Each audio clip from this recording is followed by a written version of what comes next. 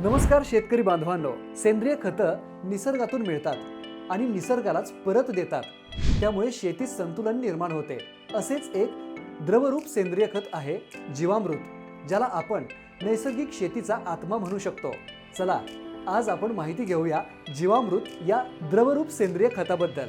जीवामृत मध्ये उपयुक्त जीवाणू मोठ्या प्रमाणात असतात, जे जमिनीतील अन्नद्रव्ये पिकांना उपलब्ध करून देतात. हे खत सर्व प्रकारच्या पिकांसाठी, ऊस, भाजीपाला, डाळी, तृणधान्य व फळबागांसाठी उपयुक्त आहे. याचा वापर करताना 100 लिटर पाण्यात 5 ते 10 लिटर जीवामृत मिसळून पेरणीनंतर 15 दिवसांच्या अंतराने फवारणी किंवा ठिबक सिंचनद्वारे द्यावे.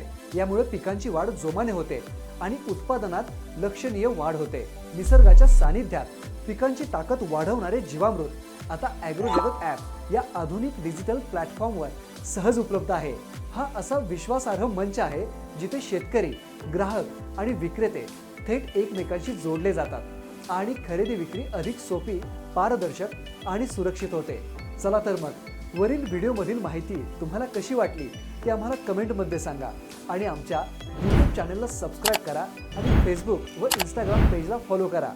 आजच आपल्या मोबाईलमध्ये ॲग्रोजगत ॲप इन्स्टॉल करा.